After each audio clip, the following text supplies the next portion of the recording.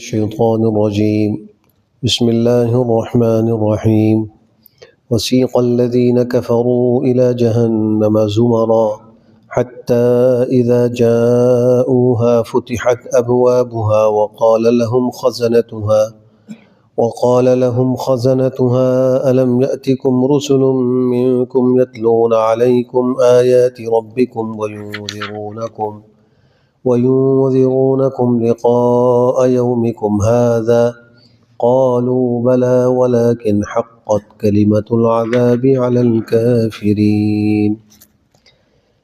گزشتہ درس میں اس بات کا تذکرہ تھا کہ قیامت جب قائم ہوگی، سور پھونکا جائے گا تو سب لوگ نکل کھڑے ہوں گے اپنی قبروں سے اور ایک دوسرے کو دیکھتے ہوں گے۔ پھر سب میدان محشر میں جمع ہوں گے اور وہاں اللہ کی طرف سے جو فیصلہ ہونا ہوگا وہ ہوگا۔ نامہ اعمال کی تقسیم ہوگی، کسی کو دائیں کسی کو بائیں میں نامہ اعمال ملیں گے۔ میزان عمل ہوگا، نیکیوں اور بدیوں کے پلڑے کے جھکنے پر فیصلے ہوں گے، کون کامیاب کون ناکام۔ جب یہ سارا حساب و کتاب ہو جائے گا تو اس کے بعد اب فیصلہ ہوگا، جنتیوں کے لیے جنت کا اور جہنمیوں کے لیے جہنم کا فیصلہ ہوگا۔ اس وقت کی جو کیفیت ہوگی اس رکوع کے اندر اسی کا بیان۔ جو کافر ہوں گے ان کو گروہ گروہ کر کے جہنم کی طرف ہانک کر لے جایا جائے گا۔ بعض کافر یہودی ہوں گے، بعض عیسائی ہوں گے، بعض بت پرست ہوں گے، بعض اور دوسرے قسم کے ہوں گے۔ تو الگ الگ قسم کے کفار، الگ الگ قسم کے گناہگاروں کو جماعتوں میں تقسیم کر کے ہانک کے جہنم کی طرف لے کے جایا جائے گا۔ اسی کو فرمایا کہ وسیق الذین کفروا، اور لے جایا جائے گا کافروں کو الی جہنم، جہنم کی طرف زمرن، گروہ در گروہ کر کے۔ اس صورت کا نام بھی زمر اسی وجہ سے ہے کہ اس آخری رکوع کے اندر کافروں اور مسلمانوں کے گروہوں کا تذکرہ ہے۔ فرمایا کہ یہاں تک کہ جب وہ اس جہنم کے پاس پہنچ جائیں گے تو اس کے دروازوں کو کھول دیا جائے گا۔ جیسے مجرم جب جیل کی طرف لے جایا جاتا ہے تو جیل کے دروازے کھلے ہوئے نہیں ہوتے، جب مجرم قریب پہنچتا ہے تو پھر جیل کے دروازوں کو کھولا جاتا ہے، مجرم کو جیل میں داخل کر کے پھر گیٹ بند کر دیا جاتا ہے۔ بالکل اسی طرح جو جہنمی ہوں گے ان کی جو جیل ہے وہ جہنم ہے۔ جب ان مجرموں کو جہنم کے قریب لے کے جایا جائے گا تو پھر جہنم کے دروازے کھلیں گے اور ان سے کہیں گے اس جہنم کے داروغہ جہنم کا نام ہے مالک، یہ ایک فرشتے ہیں، ان کا نام مالک ہے، اور ان کے دیگر مختلف مددگار فرشتے الگ الگ ہیں، ان کے الگ جماعتیں ہوں گی۔ تو وہ جو داروغہ جہنم ہے وہ کہیں گے کیا تمہارے پاس تمہیں میں سے رسول نہیں آئے تھے جو تمہارے سامنے تمہارے پروردگار کی آیات تلاوت کرتے ہوں اور تم کو تمہارے اس دن کی ملاقات سے ڈراتے ہوں؟ یہ ان کو تکلیف مزید بڑھانے کے لیے وہ کہیں گے کہ تمہارے پاس اللہ کے رسول نہیں آئے تھے۔ اس کا انکار کر ہی نہیں سکتے۔ اللہ نے حضرت آدم علیہ السلام سے انبیاء کے بھیجنے کا سلسلہ شروع کیا اور جناب نبی کریم صلی اللہ علیہ وسلم تک وہ سلسلہ مکمل ہوا۔ آپ خاتم النبیین ہیں، آپ کے بعد قیامت تک کسی قسم کا کوئی نیا نبی نہیں آئے۔ جو آپ کے بعد نبوت کا دعویٰ کرے وہ جھوٹا نبی ہے۔ البتہ حضرت عیسیٰ علیہ السلام جو اس وقت آسمانوں میں حیات ہیں، ان کا قیامت کے قریب نزول ہوگا، وہ قیامت کے علامات میں سے، لیکن وہ نئے نبی نہیں ہوں گے، وہ تو پہلے کے نبی ہیں، ہمارے نبی کے خلیفہ اور نائب بن کر آئیں گے اور ان کی شریعت کا نفاذ کریں گے۔ تو یہ جتنے انبیاء آئے کہ وہ کہیں گے تمہارے پاس یہ نہیں آئے تھے؟ کہیں گے جی آئے تھے۔ ایسے ہی پیغمبر کی ختم نبوت کے بعد قیامت تک کے جو انسان ہیں ان کے پاس نائبین رسول پہنچے۔ وہ زمین کا کوئی آدمی یہ نہیں کہہ سکتا کہ مجھ تک اللہ کی دعوت نہیں پہنچی، مجھ تک اللہ کا پیغام نہیں پہنچا، یہ کوئی آدمی دعوت نہیں کر سکتا، ورنہ وہ کل قیامت میں کھڑے ہو کر کہیں گے نا اللہ ہمیں تو معلوم ہی نہیں تھا کہ حق کیا ہے، ہمیں کرنا کیا ہے۔ تو کوئی کافر بھی یہ نہیں کہے گا، اس لیے کہ وہ جانتا ہوگا کہ مجھے حق تو دنیا میں معلوم ہو گیا تھا اور میں نے اس حق کو اختیار نہیں کیا۔ تو وہ کہیں گے بھلا کیوں نہیں، ہمارے پاس تو اللہ کے رسول آئے اور انہوں نے ہم کو اپنے پروردگار کی آیتیں بھی سنائیں، اس دن کی ملاقات سے ڈرایا بھی کہ دیکھو قیامت کا دن ہے، اس کی تیاری کرو۔ لیکن اللہ کی طرف سے عذاب کی بات کافروں پر ثابت ہو چکی ہے۔ یہ جملہ وہ کوئی عذر پیش کرنے کے لیے نہیں کہیں گے کہ ہمارا کوئی عذر قبول کر لے، بلکہ وہ جرم کا اعتراف کریں ان سے جو غلطی ہوئی اس کا وہ اعتراف کریں گے ہم سے غلطی ہوئی. اللہ کے عذاب کا فیصلہ ہم پر ثابت ہو چکا. قیل ادخلوا ابواب جہنم خالدین فیہا فبئس مثوى المتکبرین، کہا جائے گا داخل ہو جاؤ جہنم کے دروازوں میں، اس میں ہمیشہ ہمیشہ رہو گے، اس حال میں کہ تم اس میں ہمیشہ رہنے والے ہو گے، بس کتنا ہی برا ٹھکانہ ہے متکبرین کا. اللہ ہم سب کی اس سے حفاظت فرمائے. وسيق الذين اتقوا ربهم إلى الجنة زمرا حتى إذا جاءوها وفتحت أبوابها وقال لهم خزنتها سلام عليكم طبتم فادخلوها خالدين.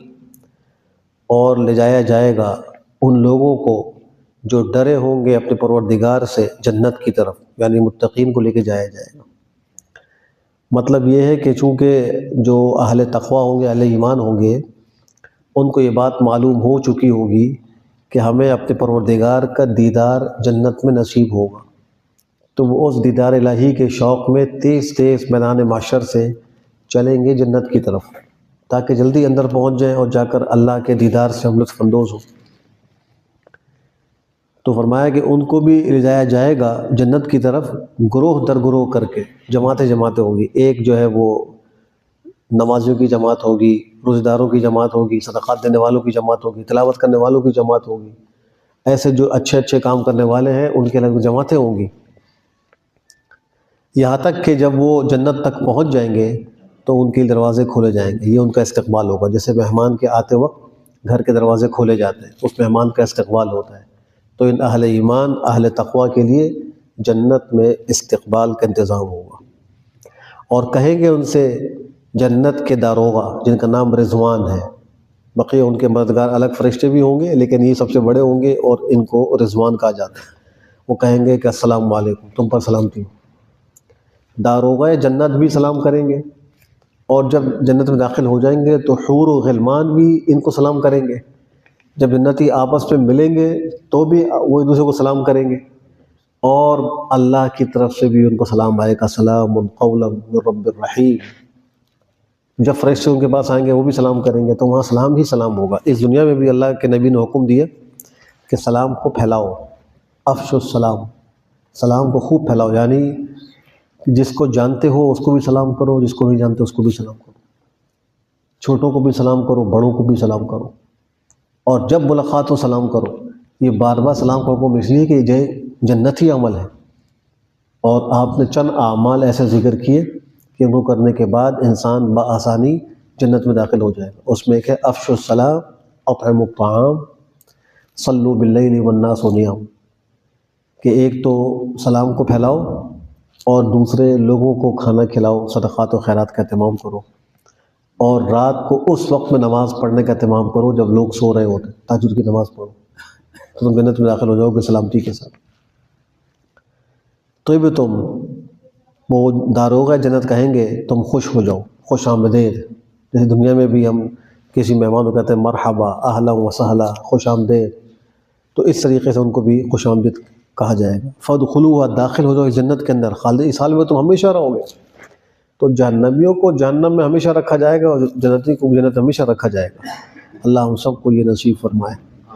وقالوا الحمد لله الذي صدقنا وعده وأورثنا الأرض نتبوأ من الجنة حيث نشاء فنعم أجر العاملين.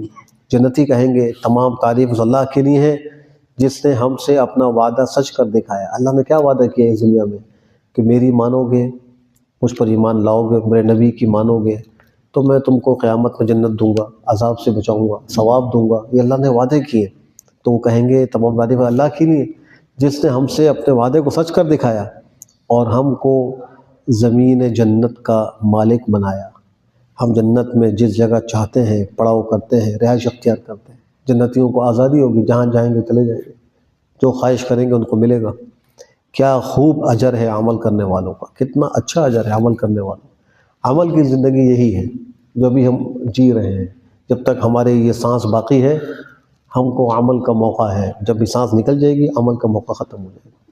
تو اس زندگی سے فائدہ اٹھا کر اچھے اچھے کام کر لینے چاہیے تاکہ کل قیامت میں بھی ہمیں یہ اعزاز نصیب ہو. وَتَرَى الْمَلَائِكَةَ حَافِّينَ مِنْ حَوْلِ الْعَرْشِ يُسَبِّحُونَ بِحَمْدِ رَبِّهِمْ وَقُضِيَ بَيْنَهُمْ بِالْحَقِّ وَقِيلَ الْحَمْدُ لِلَّهِ رَبِّ الْعَالَمِينَ۔ اور آپ دیکھیں گے فرشتوں کو کہ وہ عرش کے ارد گرد گھیرے ہوئے کھڑے ہوں گے۔ عرش خداوندی اترے گا میدان محشر میں، اور اس کے ارد گرد فرشتے ہوں گے جو اللہ کی تسبیح کرتے ہوں گے اس کی حمد کے ساتھ۔ سبحان اللہ وبحمدہ فرشتوں کی تسبیح ہے، وہ یہ پڑھتے رہتے ہیں۔ تو اس حال میں یہ منظر ہوگا قیامت کا، لوگ جمع ہوں گے اور ان کے آپس میں حق اور انصاف کے ساتھ فیصلہ کر دیا جائے گا۔ دنیا میں تو کبھی غلط فیصلہ بھی ہو جاتا ہے اور بے انصافی پر مبنی فیصلہ بھی ہو جاتا ہے، لیکن وہاں اللہ کے یہاں جو فیصلہ ہوگا حق پر مبنی ہوگا، عدل پر مبنی ہوگا، اور کہہ دیا جائے گا تمام تعریف اس اللہ کے لیے ہے جو سارے جہانوں کا پروردگار ہے۔